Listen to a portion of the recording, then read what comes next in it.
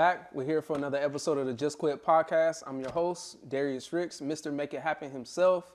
If you're unfamiliar or if it's been a while since you tuned in, this is that podcast putting that batter in your back to say fuck that job and live that life that you deserve.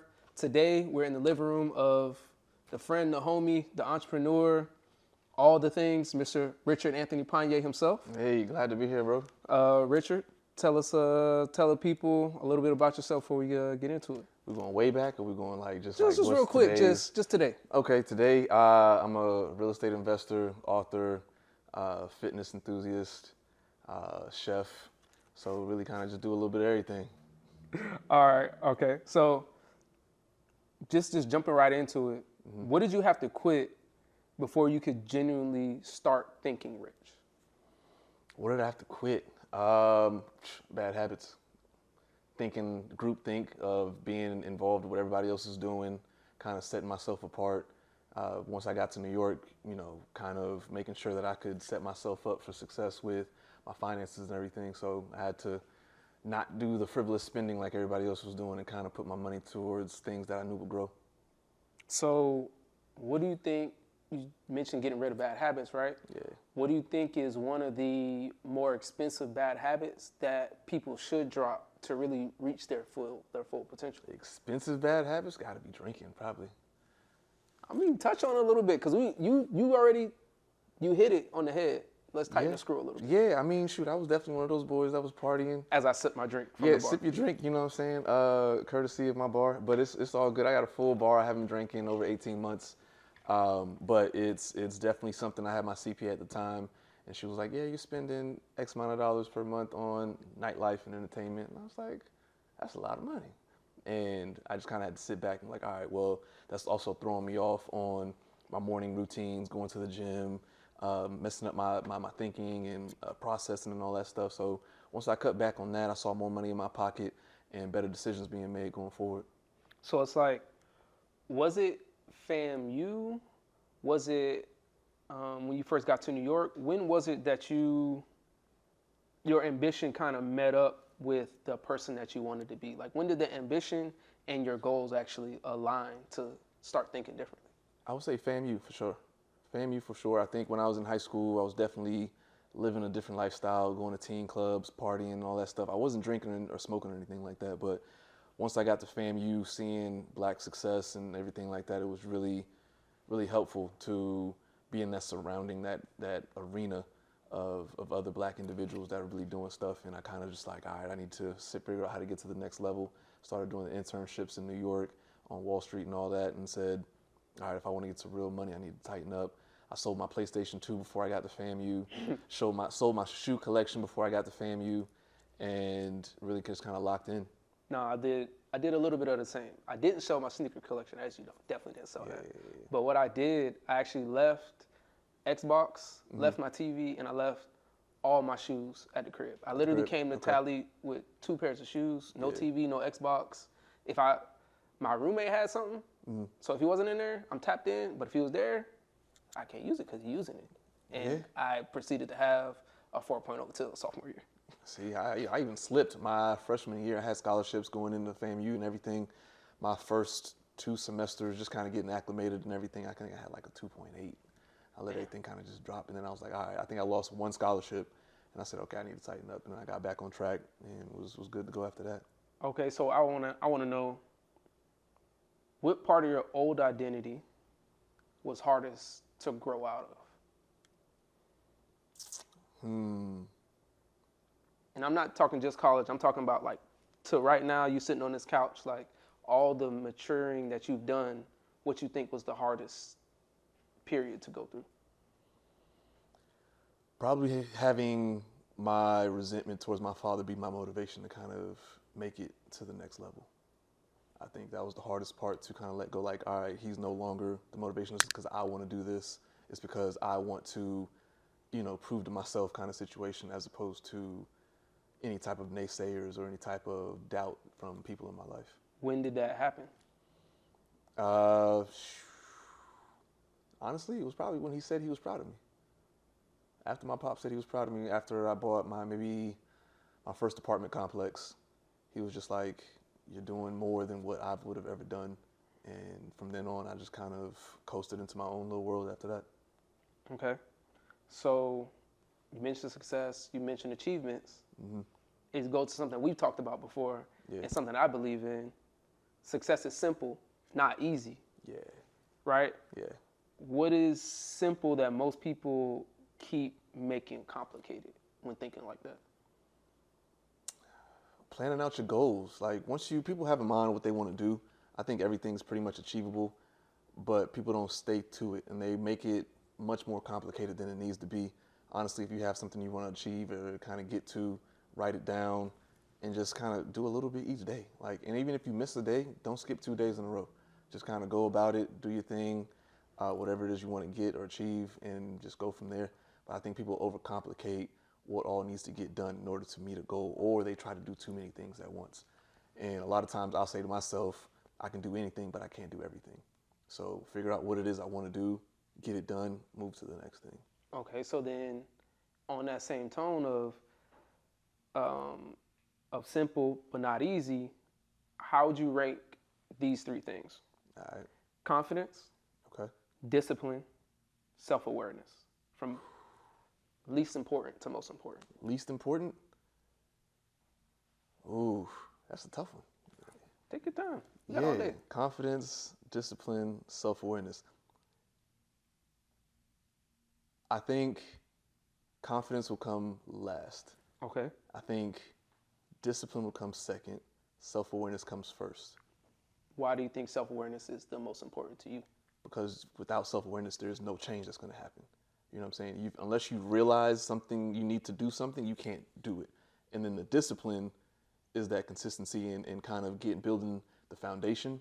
And once you get enough discipline, the confidence comes from that. From me going to the gym every day, I feel more confident in everything else that I do. So that self-awareness kind of triggers the snowball. The discipline kind of helps build that foundation, and then the confidence is a byproduct of both. Gotcha. No, I definitely agree. Just for the simple fact that a lot of people think of EQ as just knowing what to say or when to say it or reading other people. Yeah. But they forget the other half of EQ is understanding yourself. Yeah, definitely. So when it comes to motivation, do you think motivation is actually coming from within, or do you think motivation is really kind of more of an avoidance? I think motivation doesn't necessarily come from within. I think motivation comes from material. Like I'm motivated to get this car. I'm motivated to get this house. Then you have aspiration. Then you have inspiration, right? So to me, motivation is the lowest of the totem pole. Then you have inspiration, which is kind of that middle tier, and then aspiration is kind of that higher tier where you want to affect other people's lives and things like that. So the motivation really just is kind of the bottom rung of you're motivated to achieve this thing, and then once you achieve it, it's over. You know what I'm saying? Like people want to get fit for their birthday passes, and then all of a sudden all their habits get lost. But if you want to become a healthy person, then that's, you're inspired by something to become a healthy person. If you want to inspire other people to be healthy people, now you're aspiring to do these things. Gotcha. So when it comes to the rules that you live by, because you clearly have a foundation, a set of rules, a creed that you live by. Yeah. What rule do you live by that sounds extreme, but when you actually start to break it down to the people, they like, oh, I get it. Like, that's not that crazy. Sounds extreme. I mean, shit, a lot of things I do sound extreme. The no drinking is one. Okay, what's the one that you think has given you the best return on investment of doing this quote unquote extreme thing? Waking up early. How early are we talking? I wake up Monday through Friday. I wake up at 4:40. Saturdays I wake up around 7. Sundays about the same thing. So then, what are you doing, or what did you do to actually like get to that? It ain't like you just pop up at 4:40. Yeah. Honestly, you gotta manage your evenings. If you can manage your evenings, you can manage your mornings. You always plan with the end in mind already. So if I know I want to get here, where do I need to start? I need to start from the night before. I need to be showered, in bed by this time to make sure I get 7 hours of sleep. and can be up by 4:40 the next day.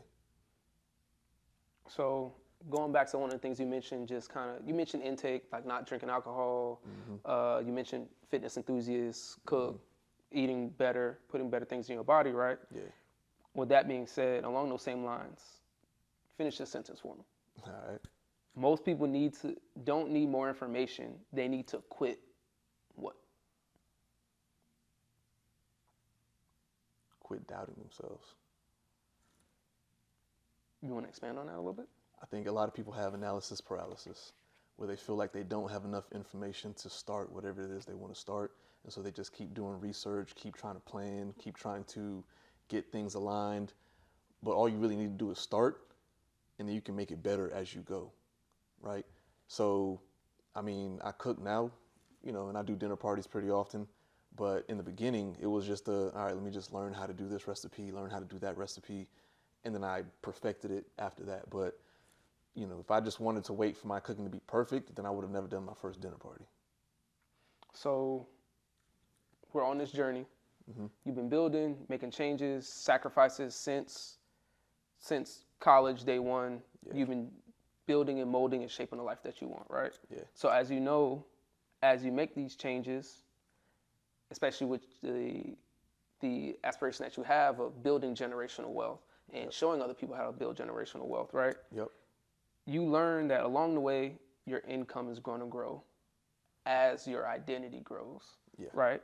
So what do you think happens, and you see it, I know you've seen it, why does it happen that when someone's income grows faster than their identity, it causes them to break? And to follow up with that, how can somebody avoid that income growth breaking who they are? Yeah, so I mean, I think that kind of goes into effect the example of people who win the lottery, right? Majority of people who win the lottery usually go broke within the first 2 to 5 years. Why? Because you win $1 million, but your mindset isn't that of a millionaire, right? You still have a, poor mentality, so you still have poor choices when it comes to money management, and boom, you're back broke again. So I think one thing Jim Rohn has always said is become a millionaire not for the money, but because of what it makes of you, right? The first million is always the hardest to make. Once you get to the first million, you can go as far as you want to go after that. And even if you lose the first million, you know how to get it. You can get it back again. So I think it's that people try to rush the journey of what it is they're trying to become or trying to achieve, so that when they actually have it, they don't know how to manage it or maintain it, because that's what you learn along the way. Okay, so what do you think the difference is between looking rich and thinking rich? Difference between looking rich and thinking rich. Looking rich is really the materialistic of caring what other people think. Thinking rich is I'm doing this because there's some type of exponential gratification at the end. There's some type of return on investment on the back end. Not just I'm wearing this label, people think I got it, but my bank account is on E. So with that same mindset, you expanding on the mentality of it all, because it's really less of the actual money, but the money is just an end result of you wanting to better yourself, right? Yeah. So what personal habit has given you the biggest return? The gym. The gym. If I go to the gym and knock out that one thing, everything else, I'm going to say it doesn't matter, but it's like I went to the gym today, I'm all right. You know what I'm saying? At least I got that out the way. So that's one of the first things I do in the morning. And it helps me to process and to perform throughout the day, because it got my blood pumping. We know blood carries oxygen to the brain. So now I'm thinking better, thinking quicker, making better decisions. It's just really that springboard to really make sure that my day can be the best of its ability. If I don't go to the gym and I try and start my day, I feel sluggish. I feel just like unmotivated. I'm like, don't want to do as much as I could. And so going to the gym is definitely that one habit that really sets me up to just kind of doing the best of my ability that day. It don't even have to be the gym. I can go for a walk for an hour and be like, all right, cool, I did that, got my heart rate going. Now I'm ready to roll. So can Do you believe somebody can be financially successful but still live under the life that they deserve? I mean, what is it that you deserve? Well, who says that what we deserve? It's really, if you definitely live below your means, you know, like people who. Okay, let me rephrase it. All right, go ahead. You can be making, let's call it 7 figures. Okay. But you're emotionally bankrupt. Like, do you think that doesn't matter as long as you got the bread, you good? Or just because you're making money doesn't mean you're living a good life? Like, where do you fall on that spectrum?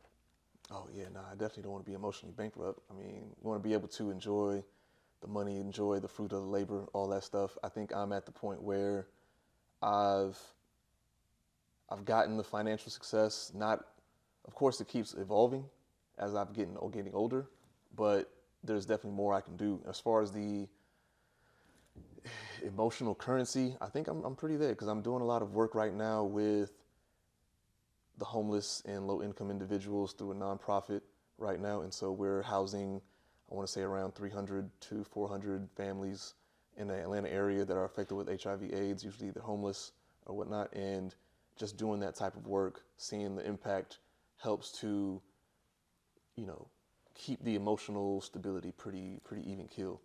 I think a lot of people who go into depression or go into, you know, emotional bankruptcy, if you ever feel depressed, it means you need to help someone who is underserved compared to where you are right now. So if you're sad, go volunteer. You won't be sad for much longer. So would you say volunteering, or actually, I'll let you answer the question. I don't want to answer it for you. All right.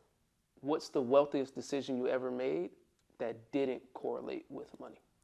The wealthiest decision I ever made. So I can't say buying a property or anything. Nope. All right. Well, I would say going to FAMU.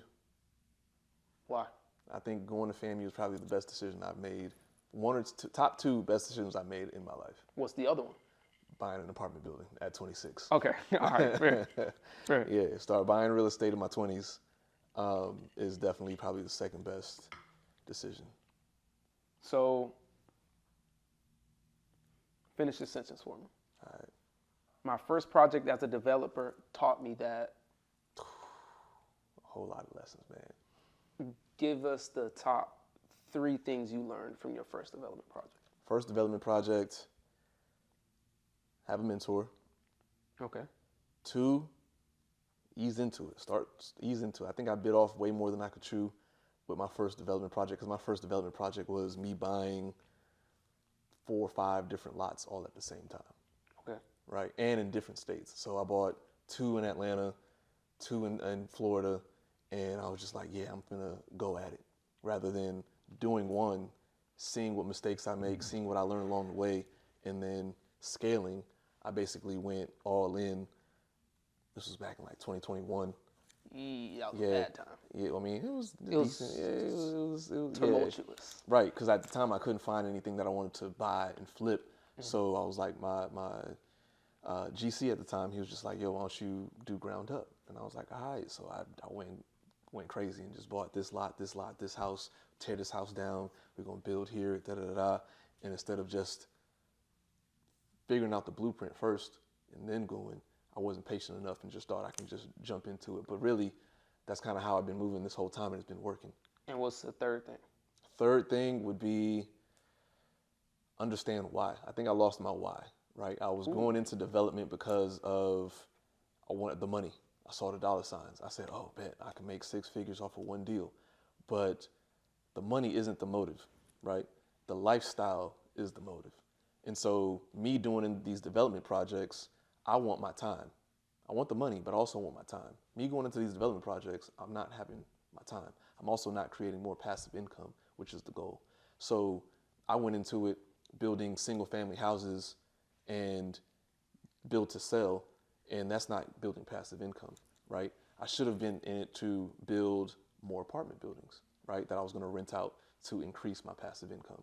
Right. So that's kind of keeping sight of the actual goal at hand and not getting blinded by, you can make this much money on the other end. So coming in, piggybacking off the second thing you said, not scaling too fast, right? Yeah.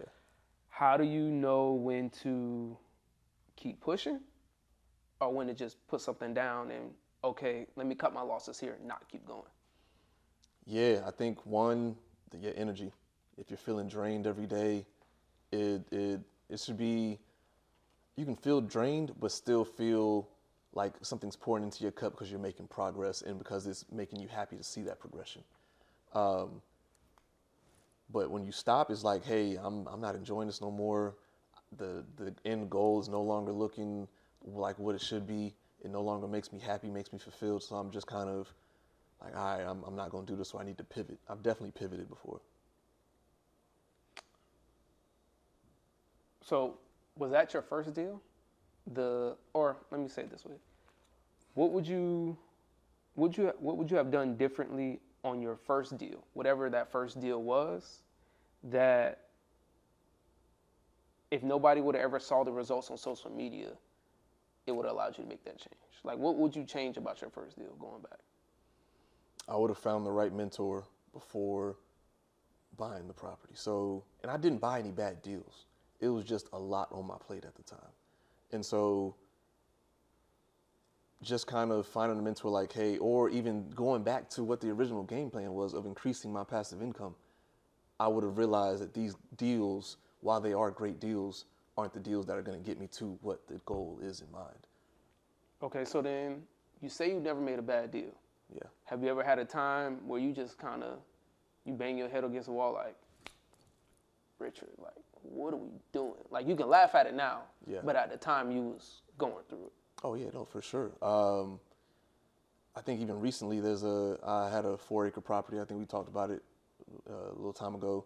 4-acre deal under contract, and I had to rezone the project in order to get, instead of 9 homes on the property, to get 12 homes, right?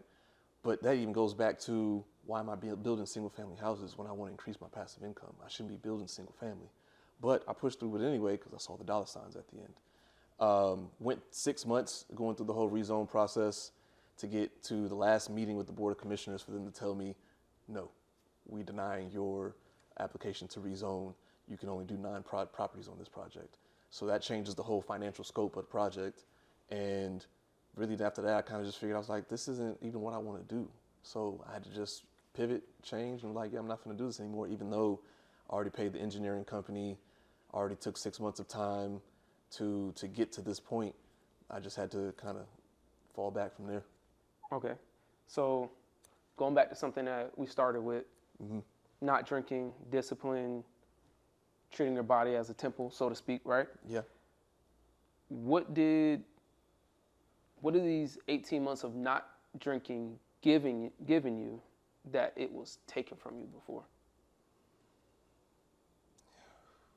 Clarity,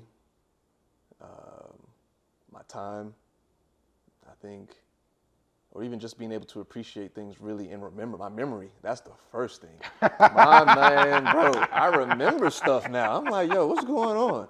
Like, my memory was like, okay, shoddy. Yeah. But now I'm like, I literally can recall things from days ago or specific instances, and I'm just like, my memory's definitely gotten better. And so it's definitely took my memory away, but I have that back now. So I wanna be relatable and bring it to the people. You don't drink, and yes, I am drinking now, but I have slowed down. You know, I've slowed down from what I used to be. But it's just like, I'm more of an advocate. Drink water, smoke gas, eat your mushrooms, get a good sweat. Okay. Do you have any vices that you think help you? Or quote unquote vices? Quote unquote vices. I would say music is definitely a vice. I'm listening to music. I mean, you came in here and I was bumping something for sure. Definitely, I won't even say if it's a vice though. Does it have to be like a guilty pleasure type situation, or? You tell me.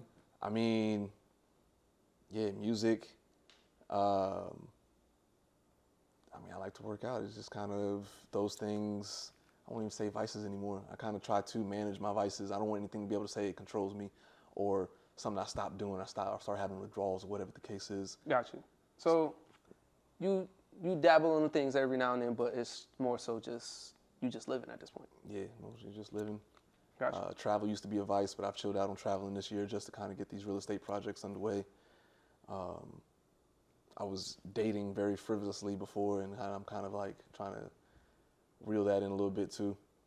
So, what did you learn the most about your social circle after you started changing your lifestyle, like as a whole? People like really respected it. Like it took a little minute, but then once folks started seeing I was serious about the not drinking and stuff like that, they were like, they speak up on my behalf. They'll, like, if I'm at a party and people are like, "Yo, take this shot," I won't even say nothing. My homie would be like, "Nah, he don't drink." Yeah. And at times I'd be like, "You don't got to tell everybody," but then I was just like, "Yeah, I mean, shit." Now I don't have to have that fuss. Sometimes it's a conversation starter. Other times people are like, "What? How do you do that?" Da, da, da. I could never. And I'm just like, just start telling them about it and what I benefit from it. But I like to dance, so even if I go to a party, I'm still one that's kind of lit, standing on the speaker, or you probably won't even tell that I'm not drinking or whatever the case is. Like I turn up. All right, so for you, do you look at discipline as freedom or restriction? Definitely freedom. How so? Definitely freedom. I think me doing what needs to get done allows me to do what I want to get done afterwards. Otherwise, you can't really enjoy what it is you want to do because you have the things you need to do in the back of your head, kind of disrupting you having that full piece. It's like you leave work with a project you're supposed to finish, you go to the beach, but you can't really enjoy the beach because you're like, dang, I got to go back and do X, Y, Z, I didn't finish, da, da, da, da. Or you start, dang, I need to add this or edit that, da, da, da, da. But if you knock it out, boom, 100% complete, when you go to the beach, you ain't got to, you free as a bird. You ain't got to think about nothing. So it's kind of like that discipline allows for the freedom to be present whenever you're doing the fun things or whatever it is that you really want to get to. So what do you think was harder? Quitting the habits or quitting the identity attached to the habits? Ooh, probably the identity. Yeah, because I mean, when I first got to not even Atlanta, when I was in New York, pull up to a function, any function, always got a bottle in hand, right? Because it's like, yo, I'm bringing the libations, I'm bringing the party, like we finna turn up. And then now that I don't drink, I'm not bringing the libations anymore, And so it's kind of like, am I still that guy who's like, yo, once Richard-Anthony pulls up, the function's finna get started kind of situation. But even now, a lot of times with parties, I'll go to a party and, I'm like, yo, are you feeding people? And I'm like, all right, cool, I'm gonna make some jerk salmon sliders and bring it to the party. Respect that. So going back to what you was talking about before, you show up to the party with the libations. That's the ambition in you. You want to be the person that brings the juice, brings the energy, right? Right. So to kind of look at the other hand with that, like what's something that, like along those lines, that ambitious people normalize that quietly keeps them stuck? Working themselves into the ground. Like I know how to rest. I know how to, quiet things down for a little bit. And I think ambitious people feel like they always got to be on go 24/7. Like that workhorse mentality, or I always got to have it figured out and working towards this at all times. And I'm like, no, I have my moments where, 6 p.m. or 7 p.m. latest, laptop closed. You know what I'm saying? And I go after that, go keep it moving. Is that something, like where'd you get that from? Was that a mentor? Was that a book? Did you burn out and learn the hard way? Is it D, all of the above? Like what was it? A little bit of D, all of the above, more so though the burnout. I was like, there's no balance. I'm not able to, I was working through dinner and I was like, dang, I need to eat, but if I'm going to bed on time, I want to make sure I'm not eating within 3 hours before bed. So if I'm going to bed at 10 o'clock, I need to stop eating by 7. All right, that means I need to be off my laptop by 6, use 6 to 7, make my dinner, eat my food, whatever the case is, and then go on about the rest of my night. But yeah, it definitely I was getting small. I was like, I can't have this. I'm a little small right now just because I finished a 3-day water fast, but I'm getting that weight back. All right. So then when it comes to burnout, when you feel like, when you've already passed the point of no return, it's not, oh, I've sensed myself getting there. No, you cross that line, I am burnt out. Yeah. What do you normally do to bring yourself back up? Because like, as much as we all like to say, don't burn yourself out, if you about that, like you're gonna burn yourself out. It's gonna happen. Yeah. So what do you like to do to bring yourself back up? Because everybody's going to get down. Everybody doesn't always get back up. They don't get back up. I would say being around my people, like my close friends, my circle, going for a walk, like anything that helps me reset. Especially being around friends. A lot of my friends are funny, hilarious cats. So being around them definitely eases the mood, allows me to reset. Going for a walk allows me to reset, being in nature. Or journaling. Like I'll hit the rooftop and I'll just get to writing, bring my speaker up there, watch the sunset, and just kind of, once I get it all on paper, now I'm like, okay, cool, I can reset and go from there. Okay. So confidence, something we touched on a little bit. Mm-hmm. Do you think confidence is built in private or in public? Ooh, I think it's built in private.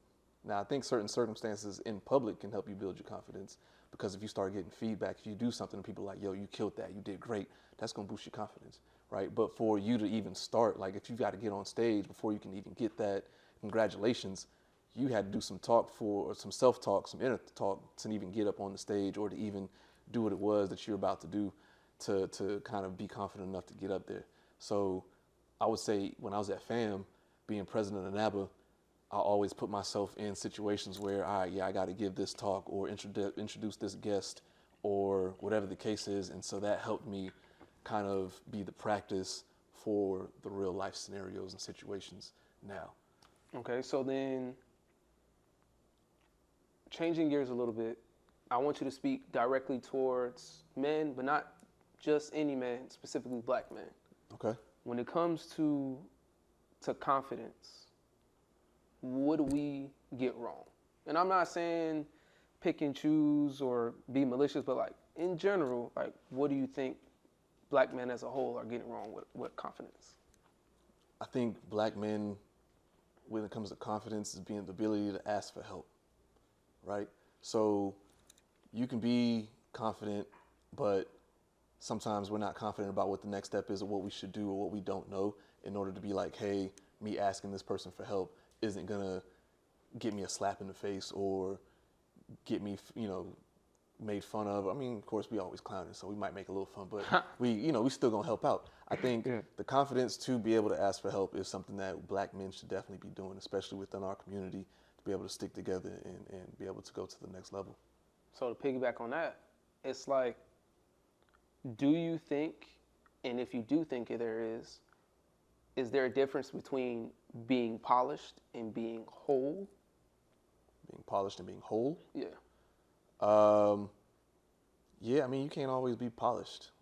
You know what I'm saying? Like, things are going to, people think I'm, polished and just straight and arrow and all this stuff. I slip up sometimes too. Like, some days I may not journal, or some days my cheat day on Saturday might go into Sunday a little bit, or, something like that. I don't always have the answers. It kind of just goes into it, but I know how to reset or get back to equilibrium, or I know that I don't need to skip 2 days on something. I can kind of just go into it. So what do you do to best balance, yes, being polished to a sense, because you are a business, mm-hmm. but also still being authentic and unique to yourself? Yeah. And also being unique when you're in these spaces of whoever it may be. Like, what do you do to give yourself that balance? My hobbies. So all the things I like to do, the reading, the writing. I wrote my first book, dropped it this year.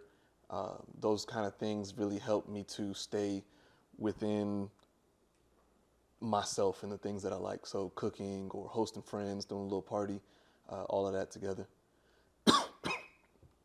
So what's the most important thing that you've learned from the barbershop that you didn't learn in business school?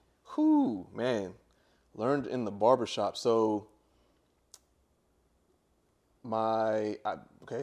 straightforward, a man should not move into a woman's home.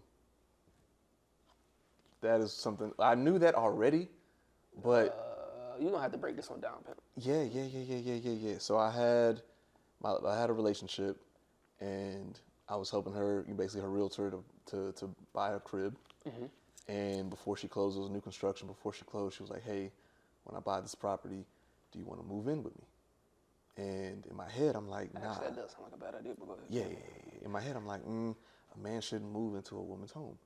Either, and this may sound wrong or off or whatever the case is, but I feel like a couple, guys should either get a new spot together or she can move in with him, but never a man moving into a woman's home. As bite-sized as you can make it, why does it not work for, like, why do you think that is?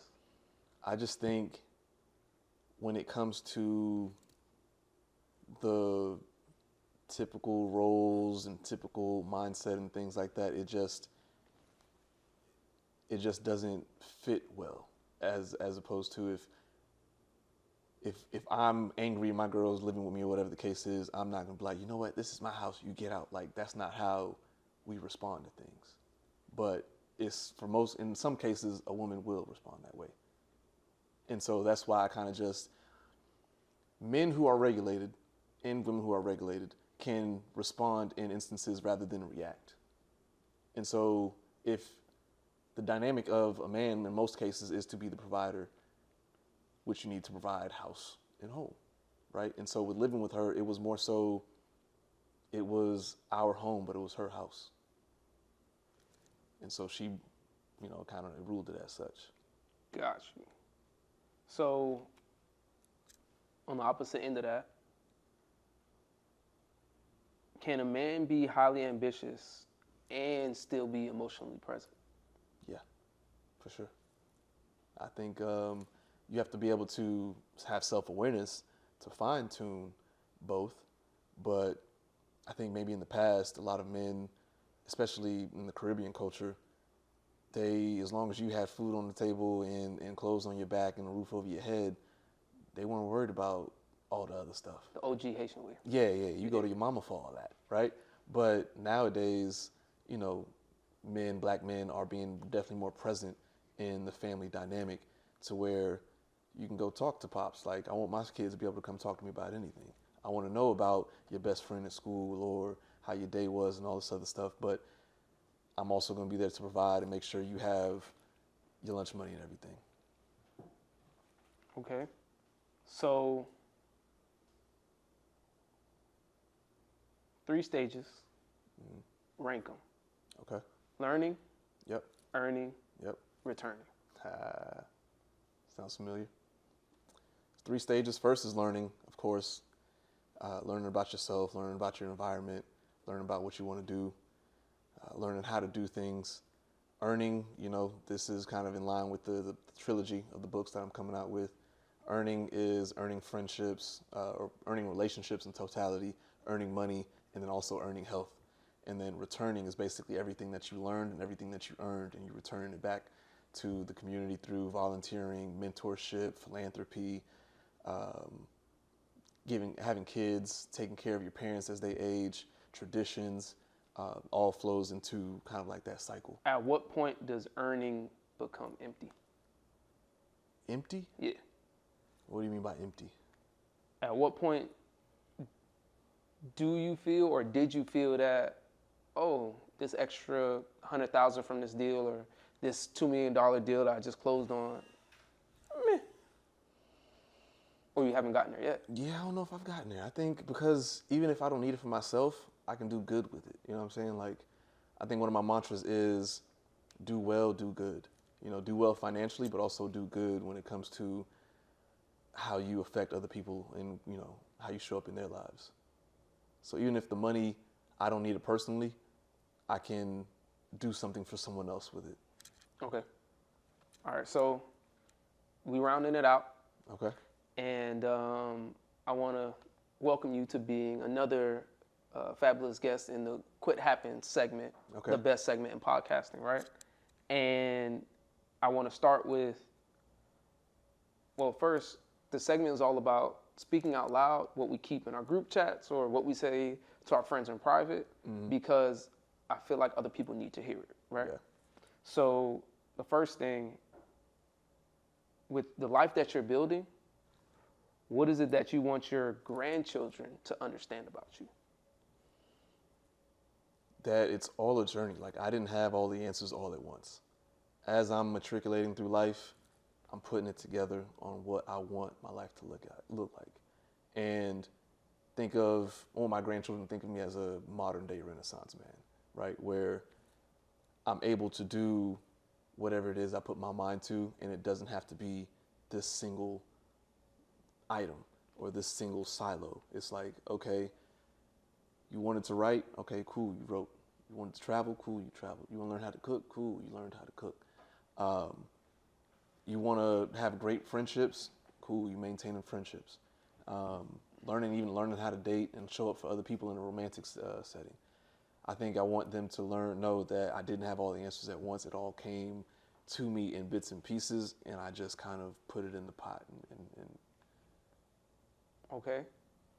Who's lying more, the employer or the entrepreneur? Lying more? Lying.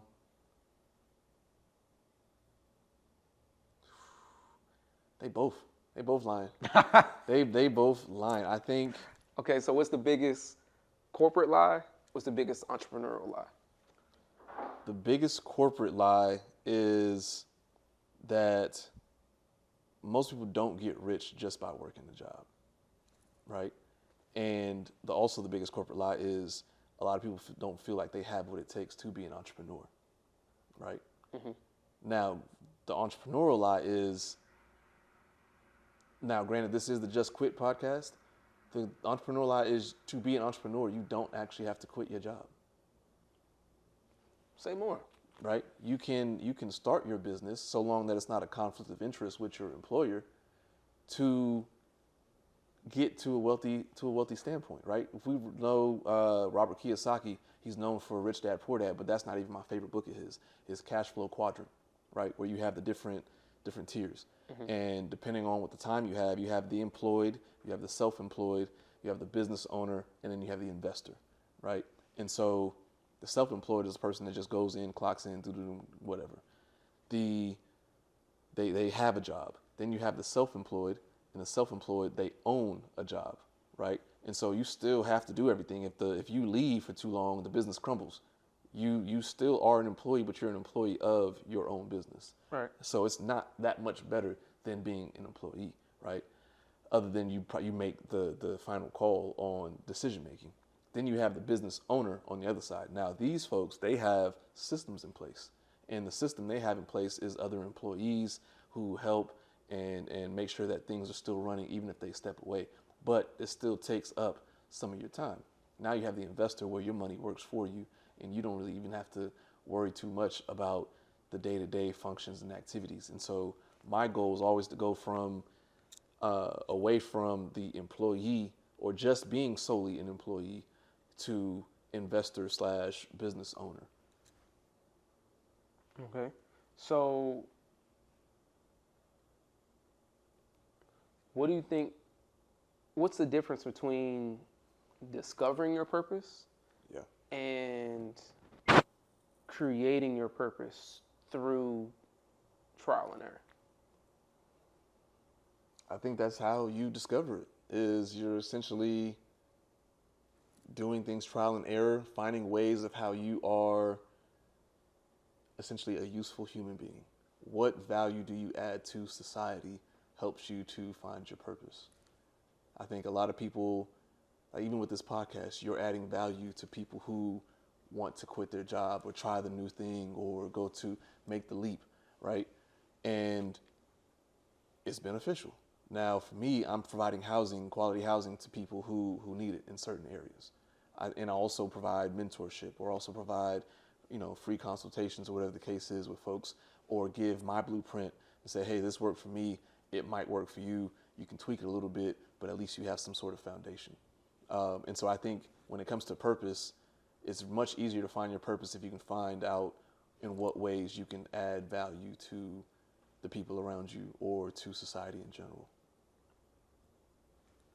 How do you know if the purpose how do you know that you've chosen the right purpose or you're aligning with the right purpose? You feel good on the inside. Like you feel like, dang, that was solid. Like I'm glad I did that. I feel the impact I had on whoever it is that you were dealing with. And so it kind of arises some level of dopamine or serotonin, whatever the case is, in your body that you're like, I want to do that again. It kind of pushes you forward. The brand is all about choosing the life that you deserve. Okay. I quit JP Morgan. Yep. I knew that wasn't the life for me. Yep. I quit the consulting firm. I knew that life wasn't for me. Yep. I kept choosing the life that I felt like I deserved, that I was demanding from other people, the world. I felt like I was owed something, so I wanted to go get it. Okay. The life you deserve begins when you quit what? The life I deserve begins when I quit saying yes to every opportunity. I think I had that mentality in college just because I wanted to be exposed to as much as possible. But going into the real world, I then needed to understand a certain level of discernment, not just dealing with people, but a certain level of discernment when it comes to opportunities. Like, yeah, this is a great opportunity, but is it a great opportunity for me? And so understanding that and quitting saying yes to everything and everybody, then I started having less pressure and more time.